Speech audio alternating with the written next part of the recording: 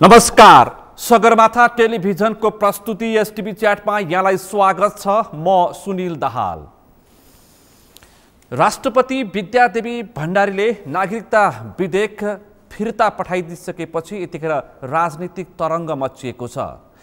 सत्तारूढ दलहरूको पनि फरक मत सार्वजनिक भएको छ भने प्रतिपक्षले स्वागत गरेको छ।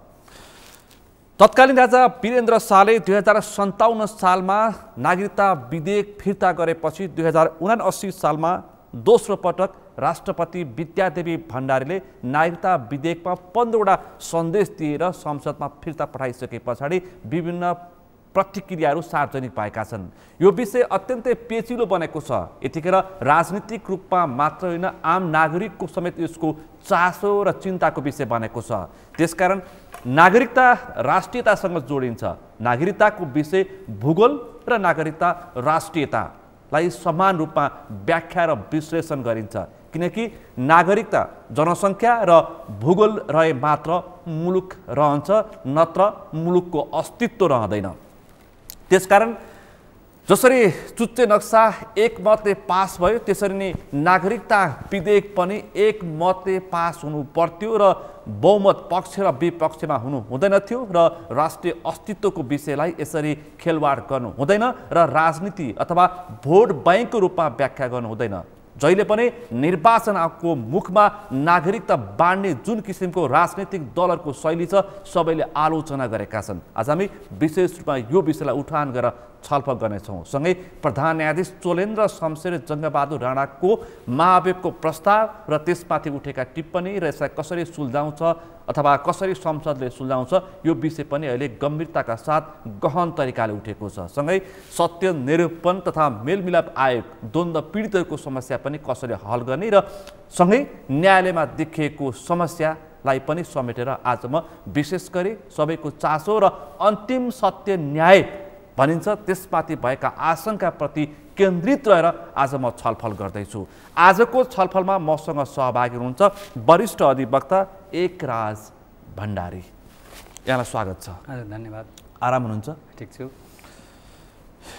अहिले हिजोदेखि एउटा विषय निकै चर्चामा छ।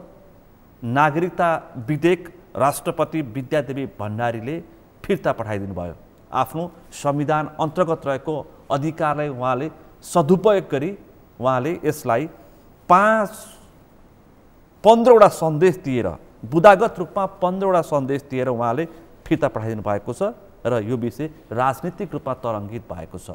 म छलफल यहीँबाट प्रारम्भ गर्छु, दृष्टान्त पनि पेश गर्छु। पहिलो पटक राजा वीरेन्द्रले 2057 सालमा नागरिकतामाथि उठेका सवालहरू निरूपण नगरिकन यसलाई अन्तिम रूप नदिने खालको सन्देश दिएर पठाइएको रहेछ। अहिले पनि त्यही गरिएको छ। म छलफल यहीँबाट प्रारम्भ गर्छु। राष्ट्रपति विद्यादेवी भण्डारीले नागरिकता विधेयक फिर्ता गरिसके पछाडिको घटनाक्रममा तपाईँले कुन रूपमा हेर्नुभएको छ? म प्रारम्भ यहीँबाट गर्छु। अब यो नागरिकता विषय अत्यन्त गम्भीर विषय हो। तपाईँले ब्याकग्राउन्ड पनि धेरै विषयवस्तु राख्नुभयो। यो त्यति हल्का र सहजको विषय पनि होइन। अहिले निर्वाचन यति हल्का र सहजको विषय पनि होइन। यो निर्वाचन आउँदैछ। निर्वाचनकै मुखमा आएर अहिले यो कामचलाउ सरकारले संसद पनि बाँकी राखेरै तपाईँको एउटा विधेयक हुन त पहिलेदेखि आएको हो, तैपनि यतिखेरै आएर जुन ल्याइयो, यो वास्तवमा कहीँ न कहीँ जोडिया छ भन्ने लाग्छ। तपाईँको एउटा अलिक विगतलाई हेर्ने हो भने नेपालको नागरिकता सम्बन्धमा खुल्ला बोर्डर, हामी जहिले पनि नेपालका राजनीतिक परिवर्तनहरू छिमेकी राष्ट्र भारतसँग जोडिने। 2007 सालको क्रान्तिपछि पनि दिल्ली सम्झौता भयो। लगत्तै नेपालमा 15 सालको संविधानपछि 19 सालको संविधान राजाले कु गरेर बनाए। राजा स्वयंले बनाएको संविधानमै जो जन्मियो नेपालमा त्यो नागरिक हुन्छ भन्ने व्यवस्था ल्याए हुन् नि। 19 सालको संविधानमा त्यो व्यवस्था छ नि। 19 सालको हो, त्यहाँबाट राजाले तपाईँ राजा र त्यो बेला त कु गरेको थियो होइन, कु गरेको थियो नि। 19 सालको संविधानमै जन्मको आधारमा वंशजको नागरिक हुन्छ, वंशज भन्ने थिएन त्यो बेला, नागरिक हुन्छ नेपाली नागरिक भन्ने थियो 19 सालको संविधानमा। त्यो किन गर्यो भने 60 सालमा राजाले जुन राणाहरूबाट शासन लिँदाखेरि भारतले गुण लगाएको, अथवा उसको चाहनामा हुन सक्ने कुरा भयो। अब के हो त्यो आफ्नो ठाउँमा छ। 19 सालको संविधानमै जन्मको आधारमा नागरिकता दिने व्यवस्था ल्यायो, त्यो गलत थियो। त्यहीँबाटै सुरुवात भयो।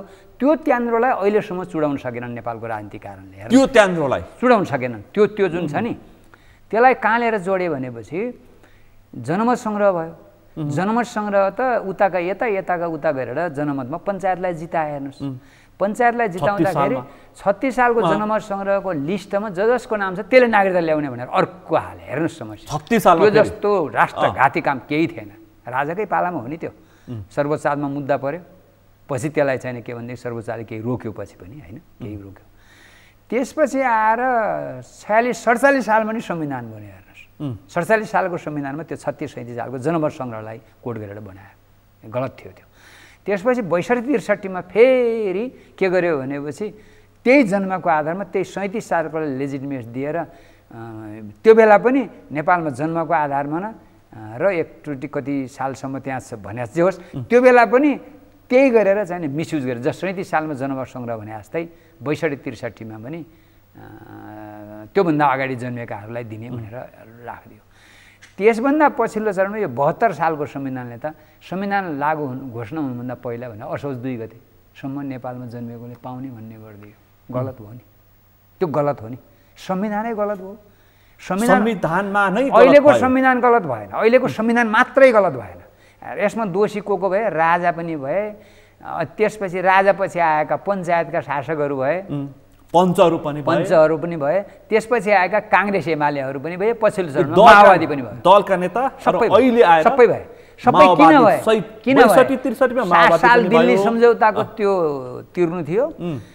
46-47 सालमा त भारतीय नेताहरू चाक्सीबारी आएर कुरो मिलाएको थिए, त्यो पनि तिर्नै थियो। त्यसपछि आएर 62-63को आन्दोलनमा चाहिँ नि त दिल्ली सम्झौता भयो, माओवादी सहितको, त्यो पनि तिर्नु थियो, त्यो गुण पनि तिरेको जस्तो देखिन्छ। यो एउटा सतहमा एउटा यो बहसको 79 सालमा आएर चाहिँ के तिरेका? अब 79 सालमा त विगतकै कुरा तिर्नु छ र अहिले निर्वाचनको मुखमा आउँदाखेरि र पछिल्लोचोटि त्यो त पहिलेकै लेजिटिमेट छँदै छ नि, त्यसलाई चुडाउन सकेको स्थिति छैन। अब अहिले हेर्नुहोस् यो कुरा के भएको थियो भनेपछि तपाईँको संविधान बनाउँदाखेरि यो कुरामा कुरो मिलेन र संविधानको एउटा धारामा के लेखियो भनेपछि यो अङ्गीकृत जुन वैवाहिक अङ्गीकृतको विषय छ यो चाहिँ पछि सङ्घीय कानुन बनाएर टुङ्ग्याउने छ भने अरू मिलाए त्यो राज्य चाहिँ राखेन, जन्मको आधारमा लेखे त्यो चाहिँ राखेनन्, त्यो पछि बनाउने भने। अहिले चलाखी गरेर कानुन आयो। चलाखी गरेर के कानुन आयो भनेपछि वैवाहिक अङ्गीकृत जुन छ नि, विवाह गर्न बित्तिकै नेपालको उसँग होइन नेपाली महिलाले गैर नेपाली महिलाले नेपाली पुरुषसँग बिहा गर्न बित्तिकै तुरुन्त नागरिकता पाउने जुन प्रावधान राखे नि, यो वास्तवमा नेपालको संविधानमा पनि छैन। यो वास्तवमा अहिलेको संशोधनमा ल्याएनन्, त्यो देखिएन। त्यो किन ल्याएनन् थाहा छ? सरकारले चलाखी गरेर। यो वास्तवमा अन्तर्राष्ट्रिय प्र्याक्टिस होइन पक्नु हो, छ त्यो फल छ। चलाखी किन गरे? हेर्नुहोस्, जनतालाई ढाँट्ने एउटा हातमा सिउँदोमा सिन्दुर, हातमा नागरिकता। त्यसलाई म अलिक क्लियर गरेर भन्नुहोस् त, प्रश्न पार्नुहोस्। 2063 सालको नागरिकता ऐनको दफा 5 मा अङ्गीकृत नागरिकता कोले पाउँछन् भन्ने सम्बन्धमा पहिलो उपदफामा पहिलो शीर्षकमा के लेख्यो भने नेपाली पुरुषसँग गैर नेपाली महिलाले बिहा गरेमा प्रक्रियाहरू पुरा गरेर नेपालको नागरिकता प्राप्त गर्न सक्छन् भन्यो, अङ्गीकृत नागरिकता प्राप्त गर्न सक्छन् भन्यो। त्यो कति सालमा बनेको कानुन हो? 63 सालमा। त्यो कानुन 63 सालमा बनेको कानुन हो। 63 सालमा कानुन भनेपछि 72 सालमा संविधान भन्दाखेरि के लेखियो? यो वैवाहिक अङ्गीकृतको बारेमा कानुन त छ पहिला, तर हामीले त नयाँ अब सङ्घीय संविधान नयाँ कानुनको स्पिरिटमा बनाउनुपर्छ। यो कुरा पछि सङ्घीय कानुन अनुसार हुनेछ भनेर लेखे होइन। सङ्घीय कानुन अनुसार हुनेछ भनेर लेखे। अहिलेसम्म सङ्घीय कानुन बनाएनन्, संशोधनमा त्यो ल्याएनन्। बरु 63 सालमा जुन अहिलेको संविधान सङ्घीय संरचनाको स्पिरिट अनुसार बनिएको होइन, यो संविधानमा त्यो कुरा छैन। बरु त्यसलाई हामी पुनः सङ्घीय कानुन बनाउँछौँ भने जुन कानुन सङ्घीय कानुन थिएन त्यो बेला त सङ्घीय संरचना अन्तर्गत बनेको कानुन 63 सालमा त अन्तरिम संविधान थियो। त्यो बेला बनेको कानुनलाई नै चुप्प लागेर त्यसलाई मान्नुपर्छ, अहिले नचलाउँ भनेर संशोधनमा नल्याएर चुप बसे र अब त्यही कुरा प्रिभेल गर्ने भयो नि 63 सालको ऐन नै लागू हुने भयो नि। लागू हुन बित्तिकै के भयो त? अब यो संशोधन आउन बित्तिकै त्यसलाई त मान्यता दिइराख्यो। अब त्यसरी नै अङ्गीकृत नागरिकता वितरण गर्ने चोर बाटोबाट जनतालाई झुक्क्याएर सरकारले जुन किसिमको विधेयक ल्याए त्यो एउटा गलत छ। यो कुरालाई राष्ट्रपतिले पनि उठाएका छन्। यसबारे के हो भन्ने कुरा उठाएको छ राष्ट्रपतिले। खास गरी अहिले मूलभूत रूपमा 3-4वटा कुराहरू उठाएको देखियो। एउटा पहिलो कुरा त यही संविधानमा धारा 11 जन्मको आधारमा दिने भन्छ हैन। 44 सालमा 62 मा अहिले पछि अथवा पहिले पनि भयो। संविधानको धारा 113 मा राष्ट्रपतिले संसदबाट प्रमाणीकरणका लागि प्राप्त भएको विधेयक पुनर्विचार गर्न फिर्ता पठाउन सक्ने व्यवस्था छ हैन त? छ। यति त अधिकार छैन राष्ट्रपतिलाई छ। यो पनि स्पष्ट पारौँ। यस्तो छ यसप्रति पनि आलोचना गरेका छन् केही नेताहरूले। हैन अहिलेसम्म त कानुन सम्मतै भएको छ। कानुन संविधान सम्मत भन्नुहोस्। संविधान सम्मत फिर्ता नगर्न मिल्ने होइन। फिर्ता गरे पनि राष्ट्रपतिले फिर्ता गरे पनि त्यो राष्ट्रपतिले नचाहेर पनि त्यो कानुन बन्छ संविधान सम्मत तरिकाले। किन बन्छ भने राष्ट्रपतिलाई 15 दिनभित्र फिर्ता गर्ने अधिकार छ, जुन अधिकार राष्ट्रपतिबाट प्रयोग भयो। त्यो अनुसार फेरि यहाँ छलफल हुन्छ, त्यसलाई सच्याउँछन् वा नसच्याएर त्यसलाई पास गर्छन्। त्यो त्यसपछि पठाएपछि त्यो स्वतः त्यसले गर्नै पर्छ, गर्नेछ भन्ने छ। राष्ट्रपतिले त्यसपछि गर्नुपर्नेछ भन्ने शब्द गर्नेछ भन्ने प्रमाणित गर्नेछ हो। त्यसपछि पठाएको राष्ट्रपतिले प्रमाणित गर्नेछ। प्रमाणित गरेन भने के हुने? त्यसपछि के हुने?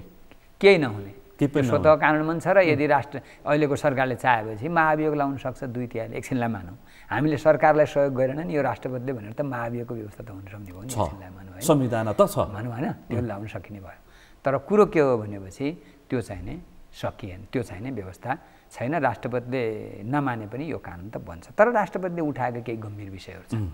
त्यो एउटा विषय के छ भन्नुहुन्छ भनेपछि म बुदागत रूपमा पहिला बुदागत भन्दा पनि यसलाई ट्रान्सलेसन गरेर ठिक छ। बुदागत भन्दा पनि अरू केही टेक्निकल विषयहरू छन् हैन। यी कुराहरू छन्, टेक्निकल विषयहरू छन्। टेक्निकल भन्दा पनि कन्टेन्टमा यसका खास सारमा 4वटा विषयवस्तु मेरो ध्यान गएको छ। जस्तै पहिलो कुरा जन्मको आधारमा दिने भन्ने कुरा त्यो त संविधानमा पनि हेर्नुपर्ने हुन्छ। 37 सालको व्यवस्था भयो नि, 36 का जनमत सङ्ग्रहको कुरो, 19 सालको संविधानको कुरो, त्यसलाई त निरन्तरता मैले अघि नै पनि राखेँ। अहिलेसम्म त्यो कुरा छ भने यो कुरा के हो हैन। र यो कुरामा चाहिँ नि यो कुरामा पनि रिभ्यू गर्न सकिन्छ कि भन्ने यो म पनि अलिकति त्यहाँ दृष्टान्त गा देखिन्छ है जन्मको आधारमा। किन खुल्ला बोर्डर छ हेर्नुहोस् हैन, त्यहाँ शङ्का गर्ने स्थान छोडिएको छ। दोस्रो कुरा यो वैवाहिक अङ्गीकृतका सम्बन्धमा पनि एकातिर 63 सालमा बनेको कानुनमा त्यो व्यवस्था छ, अहिले एकातिर त्यसलाई छोइएन। र अङ्गीकृत नागरिकताका सम्बन्धमा पनि केही कुरा अलि स्पष्ट पाएर यसलाई चाहिँ के भनेदेखि अलिकति क्लियरै पारेर लेख्नुपर्छ, गर्नुपर्छ। किन दीर्घकालीन रूपमा सोच बनाएर लेख। पहिला त्यसरी दीर्घकालीन तपाईँले अघि नै ब्याकग्राउन्ड भन्नुभयो नि, यो राष्ट्रियताको महत्त्वको कुरा हो, यो भूगोलसँग जोडिएको जस्तो कुरा हो। यस्तो कुरालाई तपाईँले अघि नै अनौपचारिक पनि भन्नुभएको थियो। यसलाई त सामान्य बहुमतले पनि यस्तो कानुनलाई पास नगर्नुपर्ने हो, त्यो प्रविधि त्यो चाहिँ राख्नुपर्ने हो भन्नुभएको थियो होइन। तर जे होस् यो गम्भीर विषय भएर यता पनि ध्यान जाओस् भन्ने दोस्रो कुरा छ। तेस्रो कुरा के छ भने यसमा चाहिँ अलिकति व्याख्या गरौँ न। हजुर, यो अङ्गीकृत वैवाहिक नागरिकताको सवाल चाहिँ हदम्याद कुनै पनि देशमा अफ्रिकन देशहरूमा समेत 2 वर्षको प्रावधान रहेछ, तर नेपालमा राखिएन। यहाँ पनि 7 वर्ष भन्ने जानेका बुझेका यिनीहरूले यहाँ पनि 7 वर्षको प्रावधान भन्ने छलफल गरेका थिए, थिएन कि छलफल थियो, छलफलको विषय बनेको थियो पहिला। तर त्यो कुरा पहिला त के भने स्वतः हुने कुरा थियो। पहिलेदेखि जन्मको आधारमा स्वतः वैवाहिक पनि गरिहाल्थ्यो नि। पहिला पहिला पञ्चायत गाउँ 19 सालको संविधानमा त्यही थियो नि, विवाह गर्ने बित्तिकै नेपाली नागरिकता पाइहाल्थ्यो नि। त्यसकै निरन्तरताको प्रयासमा थियो अझै पनि। अब यो पछिल्लो चरणमा डर म यहाँनिर पनि भन्छु है, यहाँनिर तपाईँले व्याख्या गर्नु नि, यो समस्या भारतका यो राख्ने बित्तिकै भारतका चेलीहरू नागरिकताकै लागि नेपालका पुरुषहरूसँग बिहा गर्न ओहिरो लाग्छन्, त्यो गलत कुरा हो। त्यस्तो कुरा होइन। विवाह भन्ने फरक विषय हो, संवेदनाको विषय हो, भावनाको कुरो हो। जुनसुकै देशका मान्छेले जुनसुकै देशसँग विवाह गर्न सक्छ, त्यसलाई कसैले सीमाले रोक्न सक्दैन, कानुनले संविधानले कसैले रोक्न सक्दैन। यो कुरा पनि गलत हो। बिहा गर्न सकिन्छ। बिहा गर्न सकिएपछि ऊ नेपालमा आयो भने नेपालका आर्थिक अधिकार, सामाजिक अधिकार, सांस्कृतिक अधिकार पनि बिहा गरेकै भोलिपल्ट पाउनुपर्छ। त्यो पनि कानुन र संविधानमा हुनुपर्छ। त्यो निर्बाध रूपमा पाउनुपर्छ। त्यो पनि यहाँ पाउनुपर्छ। त्यो पाउनुपर्छ भन्ने कुरा पनि अरू देशमा पनि पाइन्छ। तपाईँ केही समय विदेशमा गइसकेपछि उसले त त्यहाँ आर्थिक अधिकार पाउँछ। ब्याङ्क खाता खोल्नु पर्यो, बच्चाबच्चीलाई स्कुलमा पढाउनु पर्ला, अथवा जग्गा किनबेच गर्नु पर्ला, घर बनाउनु पर्ला हैन, शेयर कारोबार गर्नु पर्ला, अरू लाइसेन्सका कुरा होलान्। यावत हरेक पाइलामा नागरिकता चाहिन्छ नि, पेसा व्यवसाय गर्नु पर्ला। तर हामीले विगत पछिल्लो चरणमा फिजीको उदाहरण दिँदा हाम्रो देशमा पनि के कुरामा हामी झस्किन आवश्यक छ र कहाँ नकारात्मक सोच पनि राख्न आवश्यक छ भने हामीलाई एकातिर खुला सिमानाको कारणले हामी आर्थिक र सांस्कृतिक सामाजिक रूपमा त औपनिवेश छौँ, राजनीतिक रूपमा पनि हामी 60 सालदेखि नै अहिलेसम्म औपनिवेशिक रूपमा रह्यौँ भनेपछि त्यो कुरालाई दृष्टान्त गरेर नागरिकताको कुरालाई खुकुलो बनाएर बिल्कुल छ खुकुलो बनाएर राखियो के यो खुकुलो बनाएर राख्यो। यसमा ओहिरो लागेर समस्या हेर्नु जनता त आउँछ नि, नेपाली मान्छेहरू कति विदेशका नागरिक भएका छन्, इन्डियामा पनि भएका छन्, थर्ड अरू मुलुकमा पनि भएका छन्, भारतका मान्छे पनि नेपालमा आउँछन्। मलाई त के लाग्छ भने भारतका धेरैसो मान्छेले नेपाल नागरिकता चाहँदैनन्, बोर्डरमा बस्नेहरूलाई दुईतिर उतातिर, किनभने सामाजिक न्यायको उता नेपालभन्दा त भारतमा दिया होला नि सामाजिक न्याय त, त्यसकारण त्यो होइन। तर दोहोरो नागरिकता राखेर नागरिक चरित्र हुन्छ नि, व्यक्तिगत चरित्र प्रदर्शन त्यो नागरिकमा हुनु स्वाभाविकै छ, त्यो गर्छन्। तर यहाँ के देखियो भने संविधान सभामा त्यो पनि देखियो, पछिल्लो जना राजनीतिक हस्तक्षेप गर्ने निहित उद्देश्यका साथ निश्चित मान्छे आएर यहाँनिर चाहिने औपनिवेशिकतामा फिजीकरण हुन्छ भन्ने चिन्ता यो कति जस्तो बिहा गर्न बित्तिकै सरितागिरी उत्पादन गर्ने भन्ने सवाल हो। व्यक्तिको नाम लिनुभन्दा पनि मलाई के लाग्छ भने यही कुरा तपाईको यही कुरामा त्यहाँनिर के राखिदिनु पर्थ्यो भने यो अधिकार नागरिकता दिनेछ, यो अधिकार राजनीतिक अधिकार बाहेक अरू हुँदैन। त्यो किनभने संविधानको एउटा बुँदामा के छ भनेपछि नेपालमा भएका राजनीतिक केही पदहरूमा वंशको नागरिकताले मात्रै पाउने छ है भनियो, जस्तो राष्ट्रपति, उपराष्ट्रपति, प्रधानमन्त्री, उपप्रधानमन्त्री, सभामुख, उपसभामुख, चिफ मिनिस्टर हैन, यस्ता यस्ता जुन र सुरक्षाकर्मीका निकायका प्रमुखहरू यस्तामा चाहिने वंशजको नागरिक हुन आवश्यक छ भनियो। दृष्टान्त यहाँ छ, यो कानुन त्योसँग सम्बन्धित छ। हेर्नुहोस् है, बिस्तारै अङ्गीकृत हुन्छ, बिस्तारै अङ्गीकृत हुन्छ, अङ्गीकृत हुन बित्तिकै त्यसपछि बिस्तारै के भनेदेखि वंशजमा जाने र तुरुन्त अहिले वंशजको कुरा पनि ल्याइएको छ। यो पनि यहाँनिर जोड ल्याउने राजनीतिक हस्तक्षेप खुला बोर्डर भयो। खुला बोर्डरको सम्बन्धमा मलाई याद छ तपाईको 2077 साल 76-75 मा हुन्छ लाग्छ, सीमाविद बुद्धिनारायण श्रेष्ठ हुनुहुन्छ नि, सीमाविद बुद्धिनारायण श्रेष्ठले नेपाल सरकारका विरुद्ध एउटा रिट हाल्नुभयो सर्वोच्चमा। के भन्नुहुनेछ, नेपालको भारतसँग जोडिएको सिमानालाई रेगुलेट गर भनेर सर्वोच्च अदालतले आदेश गर्यो, रेगुलेट गर भनेर सरकारको नाममा आदेश गर्यो। तर त्यो आदेश भएको 77 सालको सुरुमा कहिले अहिलेसम्म फैसलै निक्लिया छैन सर्वोच्चबाट। कार्यान्वयनको त कुरै छोड्नुहोस्, फुल कन्टेक्स्टको पूर्ण पाठको फैसलै आउन सकेको छैन भन्ने छ। ल हेर्नुहोस् हामी कहाँ छौँ, हामी कहाँ छौँ भने खुला बोर्डरलाई रेगुलेट गर भनेर कोर्टले भन्यो। प्रत्येक नेपाली जनताले खुला बोर्डरलाई रेगुलेट गर्नुपर्छ भन्ने पनि छ हैन। आज सीमा नजिकका जनतालाई पनि त्यो सकस छ, सीमा नजिकका जनताहरू छन् नि भारतीय सीमासँग जोडे, उनलाई पनि सकस छ खुला बोर्डर हुनुहुन्न भन्ने किसिमको होला। त्यति मात्र यतिसम्म आवाज उठ्न थालिसक्यो भनेपछि खुला बोर्डर एकातिर अर्कोतिर अब अर्को कुरा नागरिकले रहिथाने नागरिकमाथि शासन गर्न अवस्था आउन राजनीतिक अब अर्को कुरा के भयो भनेपछि विशेष गरी जस्तो भारतमा अलिकति मैले जोडी यहाँनिर सन्दर्भ, हिजो म सामाजिक सञ्जाल हेर्दै थिएँ, विभिन्न किसिमका मानिसहरूको प्रतिक्रिया, त्यो पनि सामाजिक सञ्जालमा आएका पनि प्रतिक्रिया पनि मानिसहरूकै हो, व्यक्तिकै हो। उनीहरू भन्दै थिए नागरिकता बाँडेर राजनीतिमा अङ्गीकृतहरूको हस्तक्षेप हुने, मारवाडीहरू छिराएर व्यापारमा हस्तक्षेप हुने, अनि अब एउटा कस्तो छ भन्नुहुन्छ भारतमा युरोपियनहरू व्यापार गर्न आएका थिए हो, बिस्तारै बिस्तारै राज्य सत्ता हडपे र भारतमा त्यत्रो आन्दोलन गर्नु पर्यो गान्धीजीको नेतृत्वमा हैन। नेपालमा कस्तो देखिन्छ भन्नुहुन्छ नि, खुला बोर्डर छ, सानो मुलुक छ, अब दुईतिर ठुल्ठुला मुलुकहरू छन्, खुल्ला सिमाना छ एकातिर, त्यसले गर्दाखेरि हामीले ठेगी नसक्ने किसिमले आउने भयो।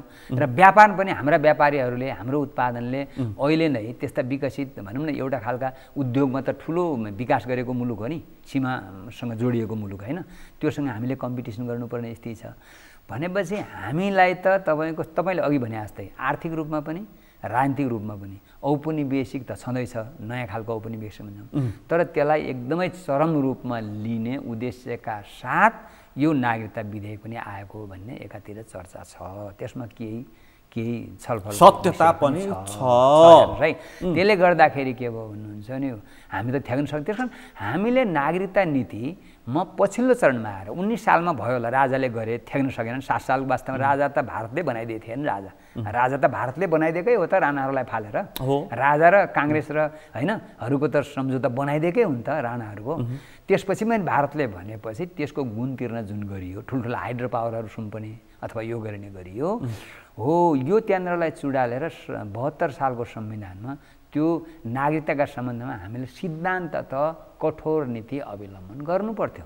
संसारमा कहीँ नागरिकता सम्बन्धमा कठोर नीति अवलम्बन गरिएका दृष्टान्तहरू छन्, कहीँ नरम नीति अवलम्बन गरिएका दृष्टान्तहरू छन्। तर अस्ट्रेलियामा नेपाल जस्तो सामरिक तर पनि त्यहाँ कडा गर्दै जटिल अस्ट्रेलियामा ठुलो भूगोल छ, भूगोल ठुलो छ नि, जनसङ्ख्या थोरै जनसङ्ख्या अनुपात अस्ट्रेलियामा। क्यानाडामा हेर्नुहोस् त्यत्रो भूगोल छ नि, जनसङ्ख्या कम छ, जनसङ्ख्या कम छ। रुस लगायतका देशहरूमा हामी कहाँ कस्तो छ भने भूगोल सानो छ, जनसङ्ख्याको चाप बढ्दो छ, खुल्ला सिमाना छ। त्यसकारण के भनेपछि डर के हो भने मान्छेहरू आउलान्, 2-4 जना मान्छेले सीमा बोर्डरबाट नेपालमा नागरिकता लेलान् नलेलान्, त्यो ठुलो कुरो होइन। ठुलो कुरो के हो भने राजनीतिक हस्तक्षेप हुने सम्भावना, त्यो डरलाग्दो सम्भावना भावनाले त्यसलाई रोक्नको लागि हामीले र हाम्रो चाहिने आर्थिक, सामाजिक, सांस्कृतिक सबै किसिमका औपनिवेशिक स्थितिलाई ब्रेक गर्नको लागि, रोक्नको लागि हामीले नागरिकता सम्बन्धमा कडा नीति अवलम्बन गर्नुपर्छ। त्यो कुराको झल्को संविधानमा देखिनु पर्थ्यो, त्यो कुराको दृष्टान्त नयाँ बन्ने कानुनमा देखिनु पर्थ्यो। त्यो हुन सकेन। त्यसलाई दीर्घकालीन रूपमा सोच्न सकिन्छ। यिनीहरू त भोटको व्यापार गर्दैछन्। यिनीहरू अहिले अब भोटको व्यापार गर्छन्। जब निर्वाचन आउँछ त्यसपछि नागरिकता बाँड्न, नागरिकता विधेयकका जस्ता विषय उठाएर 62-63 को आन्दोलन पछाडि 25 लाख नागरिकता दिएको होइन, दृष्टान्त छ नि हामीसँग। अर्को यो नागरिकताको विषयमा राष्ट्रपतिबाट उठाइएको छ, पछि त्यो पनि भनौँ ठिकै कुरा हो, यो पनि तपाईँको गम्भीरै कुरा छ। सबैले प्रादेशिक पहिचान, नागरिकता त सङ्घीय हुन्छ, नेपालको हुन्छ नि नागरिकता त, प्रदेशको त नागरिकता हुँदैन। तर पनि पहिचान दिने कुरामा प्रादेशिक पहिचान पनि दिनुपर्छ भन्ने कुरा पनि वास्तवमा सही हो। किनभने पहिला हाम्रो अञ्चलको नाम हुन्थ्यो, फलानु जिल्ला, फलानु अञ्चल, फलानु गाउँ पञ्चायत, त्यसपछि हुँदै हुँदै फलानु गाविस, हुँदै हुँदै गाउँपालिका। तर अब प्रदेशको पहिचान राख्नुपर्छ त्यहाँ भनेर प्रदेशको पहिचानसहितको सङ्घीय नेपाली नागरिक जुन कुरा हो, यो कुरो पनि के हो, यसलाई चाहिँ गम्भीर रूपमा हेर्नुपर्छ। यो सान्दर्भिक छ हो, यो पनि ठिकै छ। यो प्रदेशको पहिचान हुनु स्वाभाविक छ। अञ्चल हुन्थ्यो नि पहिला, राप्ती अञ्चल, कर्णाली अञ्चल, होइन, मेची अञ्चल, त्यो अर्को एउटा छ, अलि यो पनि गम्भीर विषय छ। अर्को एउटा विषय छ जो राष्ट्रपतिबाट उठाइएको छ, यो महिलाले यो वंशजको नागरिकता दिने सम्बन्धमा नेपालमा फेला परेका बाबुआमाको टुङ्गो नभएका टुक्राहरूलाई वंशजको नागरिकता दिइन्छ, बाबुआमा टुङ्गो नलागेसम्म। पछि टुङ्गो लागेपछि यदि बाबुको लागेन भने त्यही अनुसार अङ्गीकृतमा पनि ल्याइन्छ। जस्तो बाबुको पहिचान छैन, आमाले मात्रै फेला पर्यो, आमासँग मात्रै फेला पर्यो भने त्यसलाई पहिला वंशजको दिइन्छ। पछि बाबु पत्ता लगायो भने, बाबु यदि विदेशी रहेछ भने अङ्गीकृत झार्नुपर्छ, बाबु स्वदेशी नेपाली रहेछ भने वंशजै हुन्छ। यो सम्बन्धमा एउटा प्रावधान के राख्यो भने आमाले त्यस्तो बाबुको स्वघोषणा गर्नुपर्छ, स्वघोषणा प्रमाणित गर्नुपर्छ भनेपछि त्यो गम्भीर छ भन्ने कुरा आयो। जस्तो स्वघोषणा हामीले पछिल्लो चरणमा महिला पुरुष समान हुन्, समान अधिकार दिनुपर्छ भन्यो। पुरुषलाई त त्यो कुरो गर्नु पर्दैन। महिलाले तपाईँको स्वघोषणा कसरी गर्न सक्छन्? सर्वोच्च अदालतले एकचोटि के भनेको छ भनेपछि बच्चा पाउनु र विवाह गर्नु फरक कुरा हो भनेर, विवाह अगाडि पनि शारीरिक सम्बन्धबाट बच्चा हुन सक्छ भन्ने कुरा सर्वोच्च अदालतले एउटा मुद्दाको सन्दर्भमा फैसला गरे पनि छ। त्यो एउटा स्थापित मान्यता पनि हो। पछिल्लो चरणमा हामीले यो त परम्परामा के हुन्थ्यो भने कुनै महिलाले बाबु पत्ता नलागेको बच्चा जन्मियो भने तिमीले बाबुको भन, नत्र तिमीबाट पानी अलग्याउने, समाजबाट बहिष्कृत गर्ने प्रचलन थियो नेपालमा सामन्त युगमा। भन्नुहोस् न, पहिला पञ्चायत कालमै थियो नि। अहिलेसम्म पनि कहीँ हुनसक्छ त्यस्ता दृष्टान्तहरू। त्यो त गलत थियो नि, त्यो यत्रो यहाँसम्म त्यो गलत हो। अहिले पनि स्वघोषणा गर भनेको बाध्य पार्नु भने त्यही हो। जस्तो उदाहरणको लागि कुनै महिलाले कुनै पनि तरहले चाहिने के भनेदेखि गर्भरण गयो र बच्चा जन्मियो, उदाहरणको लागि हाडनाताकरणीबाट पनि हुनसक्छ नि बच्चाहरू। हाडनाताबाट भएको बच्चाहरू के ती महिलाले घोषणा गर्न सक्छिन्? असम्भव, गाह्रो छ नि, गाह्रो छ। हाम्रो उनको त्यो सेक्युरिटी, उनको त्यो सुरक्षालाई पनि त प्रत्याभूत गरिदिनु पर्यो नि। किन भन्ने बाध्य पार्ने? महिलाको पहिचान, आमाको पहिचान भन्ने नाम दिन सक्न पनि आमाले दिन सक्ने पनि हामीले राख्यौँ कानुन र संविधानमा राख्यौँ। पहिचान आमाले दिने रे, फेरि बाबुको नाम स्वघोषणा गर्नै पर्ने जुन बाध्यात्मक जुन कानुन ल्याउन खोजियो त्यो गलत छ। त्यो वास्तवमा गम्भीर विषय छ। यो बारेमा चाहिँ सोच्नै पर्छ। यो पुरुष दबदबाको त्यो राम्रो परिणाम हो होइन, किनभने स्वघोषणा गर्ने अनिवार्य जुन छ विषय, यो विषय पनि हो। त्यसकारण के भनेपछि स्वघोषणाको विषय अहिले जुन बनाइएको छ त्यो गलत छ। यिनै खास गरी विषयहरू राष्ट्रपतिबाट उठाइएका विषयहरू छन्। विषयहरू वास्तवमा प्रतिनिधि सभाको राज्य व्यवस्था तथा सुशासन समितिको प्रतिवेदनप्रति पनि चासो राखेको देखिन्छ। ठिक छ, त्यो विषयमा उठेका छलफल त्यो विषयमा त्यसको बारेमा डिटेल त मलाई पनि थाहा छैन, तर के कुरा थाहा छ भने त्यहाँ उठेका विषयहरू यो अङ्गीकृत वैवाहिकका सम्बन्धमा अथवा अरू जुन विषय छन् त्यसलाई कुरो उठाएको छ नि अहिले हो। त्यो कुरा नगरिकन एकैचोटि चोर बाटोबाट चुप्प लागेर संशोधनमा नदेखाउने 63 सालको कानुनमा लेखेको वैवाहिक अङ्गीकृतलाई चुपचाप त्यही अब मान्य हुन्छ भन्ने ढङ्गले जुन अहिले संशोधन ल्याइयो नि, यो गलत छ कि भनेपछि हो यो चाहिँ हो, यो गलत छ, यो गलत छ।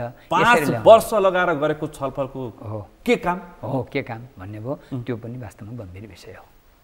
अन्तर्राष्ट्रिय सिद्धान्तको कुरा आइरहेछ होइन, त्यो त स्वाभाविक हो, हामीले छलफल गऱ्यौँ नि होइन। यी विषयहरूका यिनी तपाईँले जुन 15वटा विषय हो, एकटा जिस्टहरू 4वटा विषय हो। एउटा विषय के हो भनेपछि जन्मको आधारमा, अर्को वैवाहिक अङ्गीकृतको कुरा, प्राविधिक पहिचानको कुरा र स्वघोषणा, महिलाले सन्तानको स्वघोषणा गर्नु पर्यो। यी 4वटा विषयहरू कन्टेन्टका मूल विषयवस्तु हुन् त्यहाँका मैले देखेका, र यी सबै विषयहरू अत्यन्त महत्त्वपूर्ण। तर एक थरीले चाहिँ यसरी आफ्नो विश्लेषण विचार र टिप्पणी पेश गरेका छन् कि तत्कालीन प्रधानमन्त्री केपी शर्मा ओलीले पेश गर्दा, अध्यादेश पेश गर्दा चाहिँ तत्काल त्यो विधेयक अथवा अध्यादेश मार्फत ल्याएको विधेयक पास गर्ने, स्वीकृत गर्ने, अहिले शेरबहादुर देउवाले ल्याएको विधेयकमा चाहिँ किन अङ्कुश लगाउन खोज्ने भनेर एक थरले सतै टिप्पणी गरेर पनि आलोचना गरेका छन्। तपाईँलाई के लाग्छ? यसलाई त यस्तो भन्छु म, हामीले कन्टेन्टमा बोलेँ मैले, म कुनै राजनीतिक दल को के थियो बोल्दिनँ, तर एउटा कुरो मलाई बोल्न मन लाग्छ, त्यो भनेको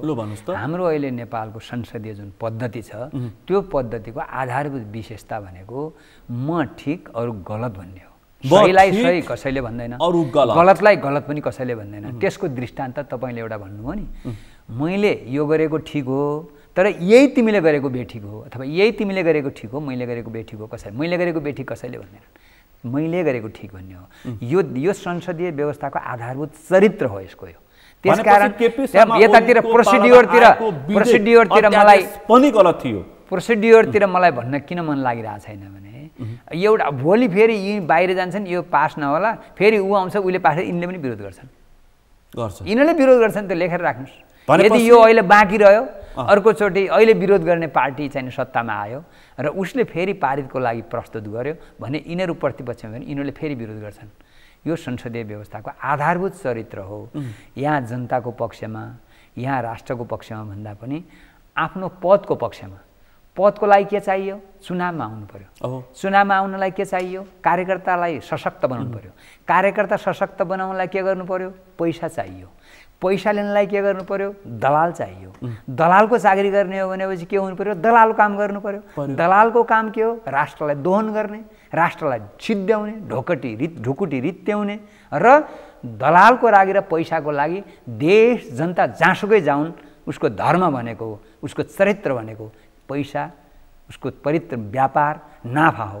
त्यसकारण यो देश अहिले यतिखेर नेपालको राजनीतिक दल र नेताहरू पैसाबाट चल्ने, व्यापारबाट चल्ने ठुल्ठुला दलालहरूबाट यिनीहरू सञ्चालित भएको कुरा प्रष्ट हुन्छ। अनि यसैलाई फेरि यिनीहरूले समाजवाद उन्मुख संविधान भन्छन् त फेरि। त्यसकारण त यसैलाई पनि यो त संविधानमा लेख्ने कुरा, समाजवाद उन्मुख संविधान भन्ने मात्रै होइन, लेखे नि, संविधानमै लेखेका छ त।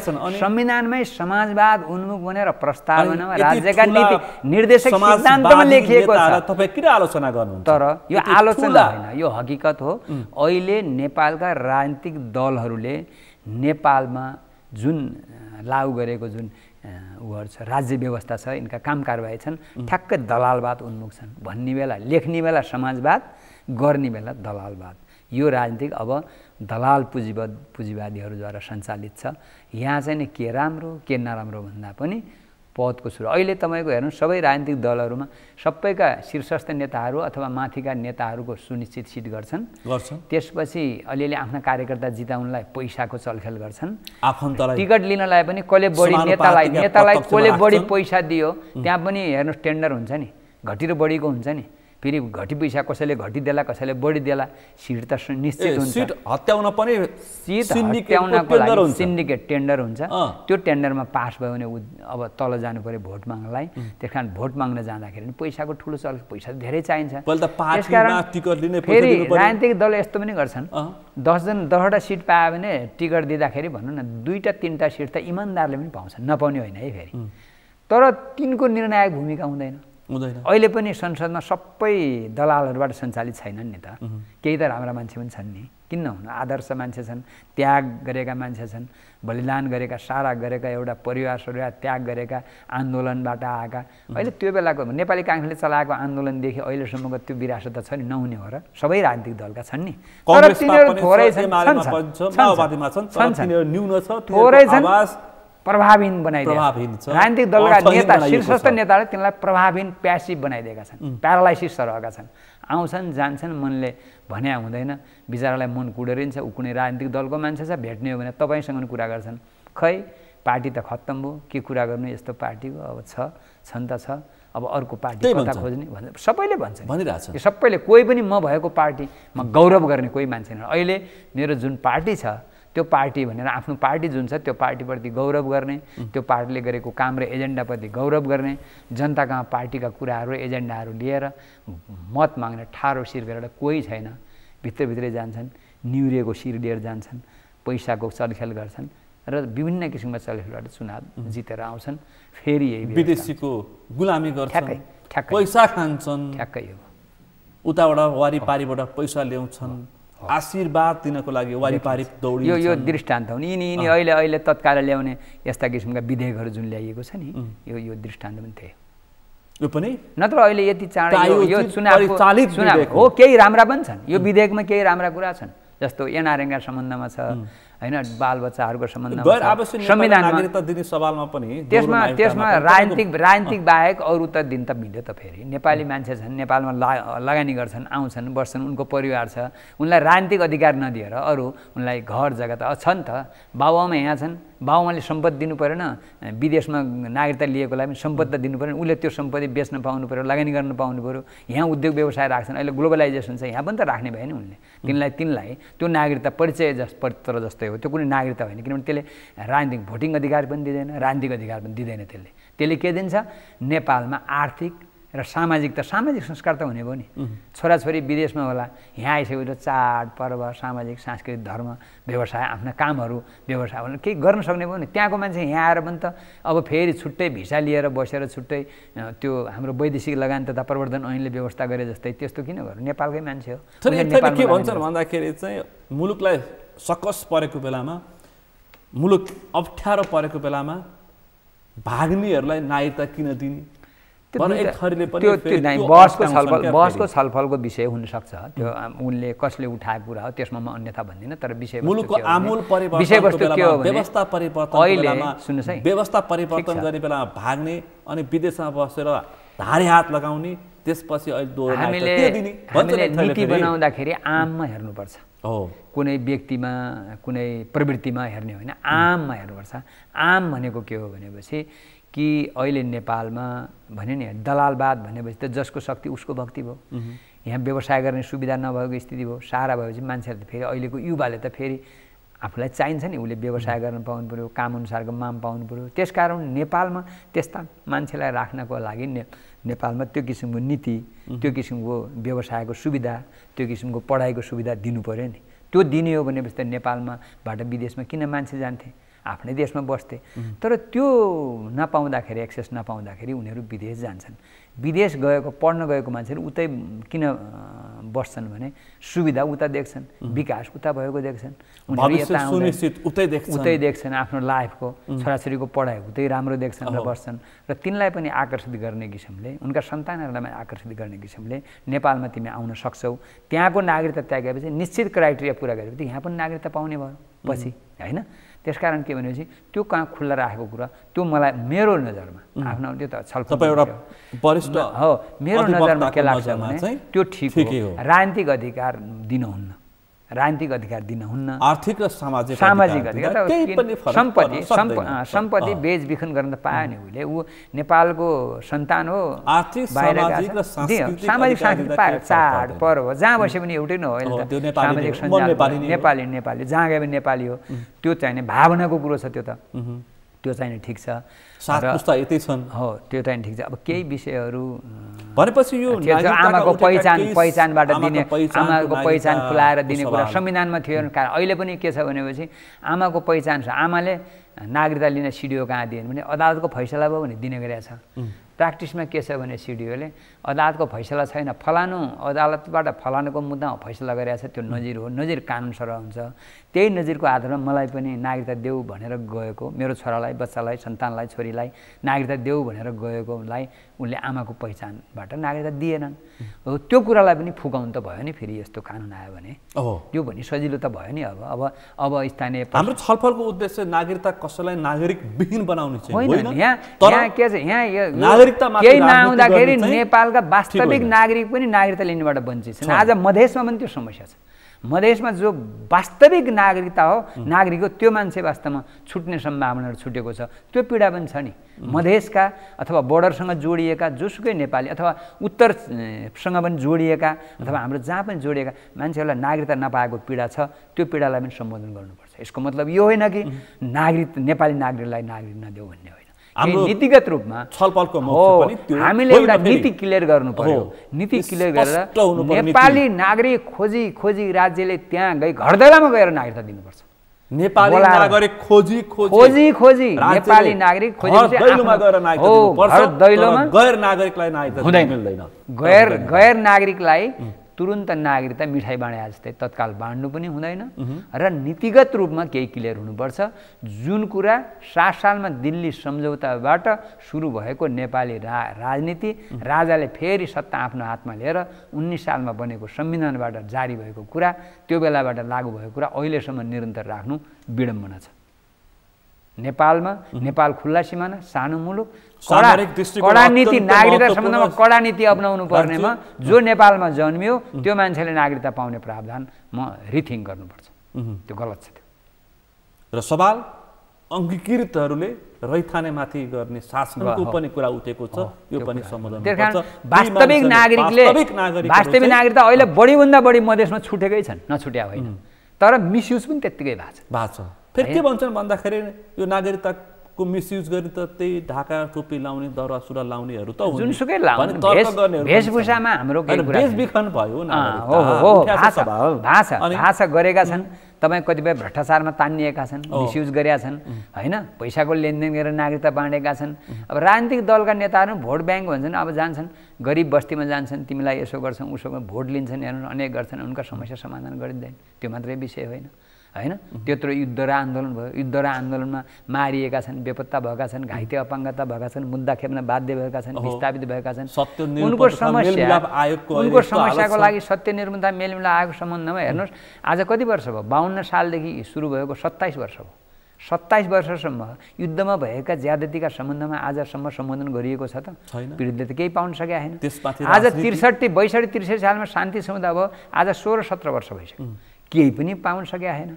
अहिले पछिल्लो चरणमा यत्रा वर्ष 71 सालमा कानुन आयो, 72 सालमा संविधान आयो है, त्यसपछि आएर अहिले आयोग भनेकै पनि 5-7 वर्ष भइसक्यो, 7 वर्ष भइसक्यो, कति भइसक्यो भनेपछि आयोग एउटा भएको विघटन भएर अहिले आयोगमा सदस्य विहीन छ। त्यो आयोग सदस्य विहीन छ। अब फेरि चाहिने के भने अर्को आयोग बन्ला, त्यो आयोगले 1 वर्ष फेरि अध्ययन गर्नै लाउला, फेरि अध्ययन गर्नलाई कति वर्ष गर्ने हो? हुँदा मलाई के लाग्छ भने सत्य निरूपणका सम्बन्धमा पनि जापानमा युद्धका क्रममा भएका ज्यादतीबाट दुःख पाउने महिलाहरूलाई अथवा केहीलाई अहिले धेरै वर्षपछि, कोही त 90-100 वर्षका महिलाहरू होलान्, तिनलाई चाहिने तिम्रो क्षतिपूर्ति दियो अथवा उनका सन्तानलाई, नाति पनातिलाई। नेपालमा पनि जनयुद्धका क्रममा मारिएका, बेपत्ता भएका, घाइते अपाङ्गता भएका सन्तान दर सन्तान पछि नाति पनातिले तिम्रो बाजे जनयुद्धमा बेपत्ता भएको थियो, तिम्रो बजे दुवै पक्षमा तिम्रो हजुरआमा हजुरबा द्वन्द्वमा जनयुद्धमा मारिएका थिए अरे, बेपत्ता भएको थियो अरे, तिनको क्षतिपूर्ति राज्यले तिमीलाई दिएछ, लिन आऊ भनेर उनको पनातिलाई लिन दिन आउँछ। यो हेर्नु होला, गर्दैनन्। गर्ने भए आजसम्म किन गरेन त? किन गरेनन् थाहा छ? नेपालमा पहिला राजनीतिक अस्थिरता भयो भनेर संविधानमा संसदै विघटन गर्न नपाउने व्यवस्था ल्याए। तर पनि कुकुरको पुच्छर 12 वर्ष ढुङ्ग्रोमा राखे पनि बाङ्गाबाङ्गै भन्या जस्तै यिनै नेता हुन् नि। हिजो अस्थिरता बनाउने 47 सालदेखि अब यिनै अनुहार छन्। अहिले 63 सालमा पनि आउनु त यिनै पात्र र यिनै अनुहार छन्। संविधानको पाना बदलियो, अक्षर बदलिए, राजतन्त्रको ठाउँमा गणतन्त्र भन्ने पनि लेखे। अनुहार बदलिएनन्, अनुहार त उनै आए। उनै अनुहार उनै अनुहार आउनाले के गरे भने त्यो अस्थिरता ल्याउँदै दुई-दुईचोटि संसद विघटन त भयो नि। भयो। अब अहिले आएर अस्थिरता आयो भनेपछि यी राजनीतिक दलका नेताहरूलाई के भनेपछि आफूले धमिलो पारेको कुरालाई संलग्नतिर लागेनन्। अर्थात् एकजनाले एउटाले जनयुद्धको घोषणा गरेर हाँके, जनयुद्धमा लड्न आऊ भने, अर्कोले जनयुद्ध दबाउनतिर लागे।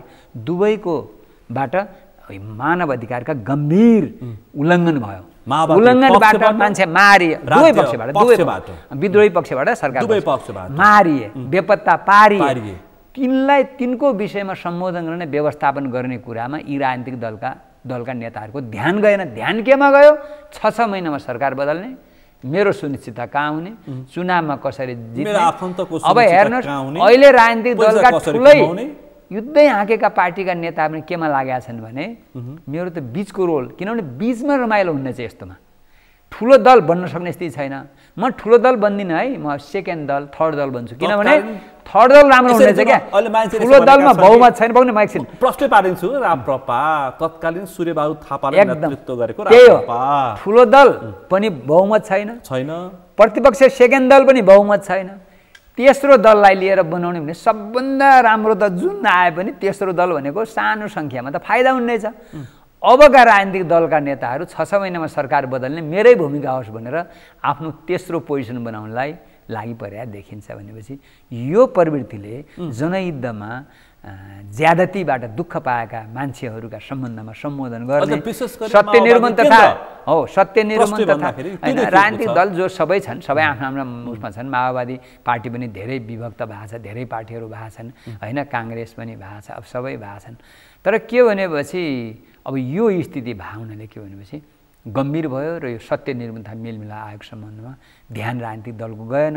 किनभने यो जनयुद्ध हाँकेको राजनीतिक कारण थियो, राजनीतिक नै हो विषय, र यो कारण पनि राजनीतिक थियो र यसको समाधान पनि राजनीतिक भन्दा बाहिरबाट हुन सक्दैन। राजनीतिकबाट मात्रै समाधान हुने भावनाले यत्र वर्षसम्म गिजोल्टियो। राजनीतिक रूपमा यी दलका नेताहरूले गर्लान् भन्ने विश्वास चाहिँ देखिन्न। भण्डारीज्यू, अहिले शेरबहादुर देउवा पनि सत्तामा छन्, पुष्पकमल दाहाल प्रचण्ड पनि सत्तामा छन्। दुवै हिजो कोही राज्य पक्षबाट यस्तो हो, यो बारेमा के हिजो सुन्नु विद्रोह पक्षबाट हेर्नुहोस् सँगै छन्। खोइ त जनयुद्ध र अथवा शान्ति प्रक्रियामा आउँदाखेरि शेरबहादुर देउवा पनि हुनुहुन्न थियो, पुष्पकमल दाहाल पनि हुनुहुन्न थियो। जनयुद्धमा शान्ति प्रक्रियामा ल्याउँदाखेरि गिरिजाप्रसाद कोइराला हुनुहुन्थ्यो, प्रचण्ड हुनुहुन्थ्यो।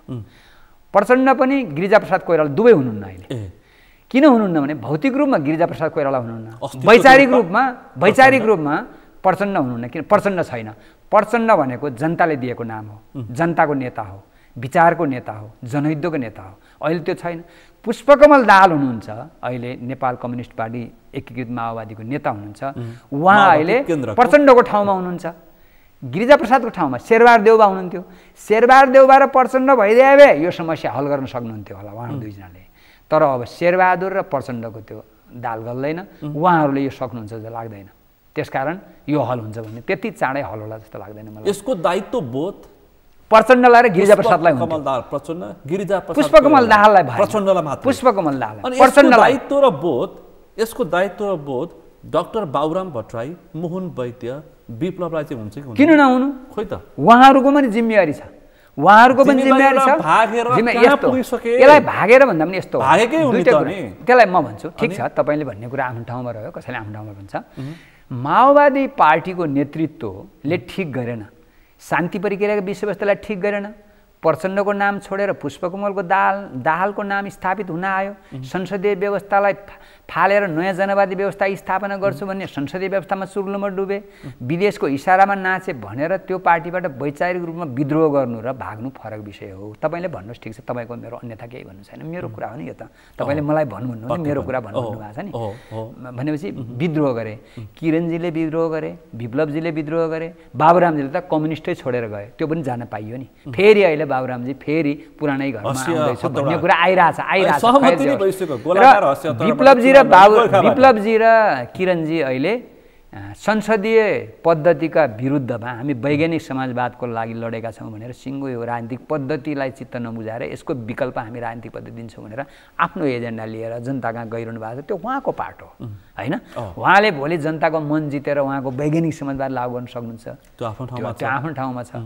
तर अहिले संसदीय तर फेरि सत्य भने सत्य नै हुन्छ हो। जनताको मत लिनु, जनताको मत जित्नु पर्यो, ठिक छ होइन। तर मत दिने तरिका फरक, दुईटा हुन्छन्। सत्ता परिवर्तन दुई खालका हुन्छन्, एउटा जनमतबाट मत के भोटिङबाट, एउटा विद्रोहबाट। ब्यालेट बुलेट हो विद्रोह बाध्यात्मक स्थितिमा हुन्छ। अहिले शान्ति प्रक्रिया टिआरसी छ नि, यसलाई भाँजो हाल्ने र हुन नदिने के हो भने नेपालमा कम्युनिस्ट राजनीतिक पद्धति नहोस् भन्ने चाहना राख्नेहरूले हो भन्ने मलाई किन लाग्छ त्यसमा किन लाग्छ भने यसलाई लिङ्गिरिक बनाइरहने नेपालमा कम्युनिस्ट युद्ध आन्दोलन कहिल्यै नहोस्, विद्रोह नहोस् भन्न चाहनेहरू लाग्छन्। जस्तो तपाईँको इन्डोनेसियामा त्यहाँको संविधानमा प्रत्येक नागरिकले धर्ममा आस्था राख्नै पर्छ भन्ने संविधान व्यवस्था लेखाएको छ, त्यहाँ कम्युनिस्ट बन्न पाइँदैन। नेपालमा पनि त्यो हुन सक्ने देखिन्छ यो चालले। किनभने तपाईँको एकातिर नेपालमा अहिले नेपालका सरकारका संसदका तीनटै अङ्ग विघटन जस्ता छन्। संसद के काम भन्ने 6 महिना, कार्यपालिका, व्यवस्थापिका, न्यायपालिका जम्मै दलाल न्यायपालिकामा पनि दलाल पर्छ। प्रधान न्यायाधीशले नै बिचौलिया काम गरे भन्ने कुरा आइसकेपछि त्योभन्दा विडम्बना के हुन्छ? अहिले तपाईँ लगाएर संसदमा राखेको कति भयो होइन होइन। अहिले निहारीका कुरा आइरहेछ, अदालतले गर्द गर्यो भन्ने कुरा आइरहेछ। यावत कुरा अदालत नै यस किसिमका बिग्रिछ भने सरकारका तीनटै अङ्ग फेलार भयो। सुरक्षा निकाय पनि त्यस्तो सक्रिय देखिन्न, किनभने राजनीतिक रूपमा मुख्य कुरा नै भइसकेपछि सुरक्षा निकाय बिचारा एक्लै के गर्न सक्छ? गाह्रो हुन्छ नि उसलाई। यो स्थितिमा सुनिलजी, यो स्थितिमा नेपालमा फेरि विद्रोह नहोस् भन्ने कसैले सोध्छ भने त्यो सूर्यलाई हत्केलाले छेक्नु जस्तै हो। विद्रोह त अवश्यम्भावी छ। अब तपाईँले भनेको सत्य निरूपण तथा मेलिमिलागलाई किन ढिलो गरेका छन् भन्छ, म के गर्छु नि, अब फेरि अर्को युद्ध, अर्को विद्रोह पछि हुने ज्यादतीका विषयवस्तु र जनयुद्धको 52 सालदेखिको जनयुद्धको विषयवस्तु एकैचोटि आएर दुईटैलाई फेरि मर्ज गरेर फेरि टिआरसीको प्रक्रिया अघि बढ्न नबढ्ला भन्न पनि सकिन्छ। अब यस्तो स्थिति देखिन्छ। व्यवस्था मात्रै कति बदल्ने, अवस्था बदल्नु पर्यो भनेर मानिसहरू, एक थरी मानिसहरू स्वतन्त्र उम्मेदवारी दिएर देश दौडामा छन्। अब यी पात्रहरू, यी पुराना 30 वर्षदेखि तपाईँले पुष्पकमल दाहाललाई ठेकेको कति वर्ष भयो? मोहन वैद्य बोकेको तपाईँले कति वर्ष भयो? कति बोक्ने? जसबाट अवस्था बदलिँदैन 3 करोड नेपाली जनताको। यो पनि प्रश्न छ नि त, स्वतन्त्र लागिरहेछन्। यसमा एउटा निर्वाचन देख्नुभयो, जनताको जनमत पनि हो त्यो। सुनिलजी, यसमा एउटा गम्भीर विषय छ, सैद्धान्तिक विषय छ।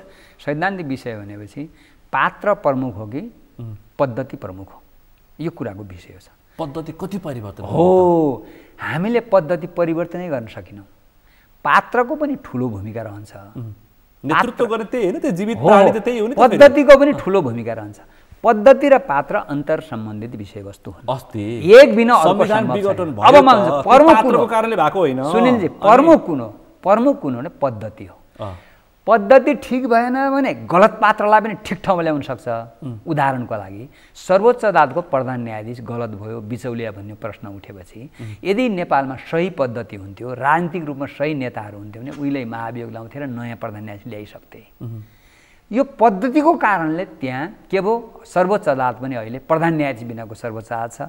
त्यो प्रधान न्यायाधीशलाई कति भयो महाभियोग लागेको, तुरुन्त महाभियोग लाउनुपर्छ। महाभियोग पास भइसकेपछि यदि हुँदैन भने ठिक छ, यदि हुन्छ भने उनले गरेका के आरोप हुन्, आरोप र मुद्दा चलाएर दोषी वा सही के हो त्यो त्यो पनि एउटा प्रक्रियामा छिनोफानो गर्नु पर्थ्यो। आज महाभियोग सुन्नुहोस् है, अन्तिम सत्य आज महाभियोग यसरी पढ्नुमा पद्धति दोष हो।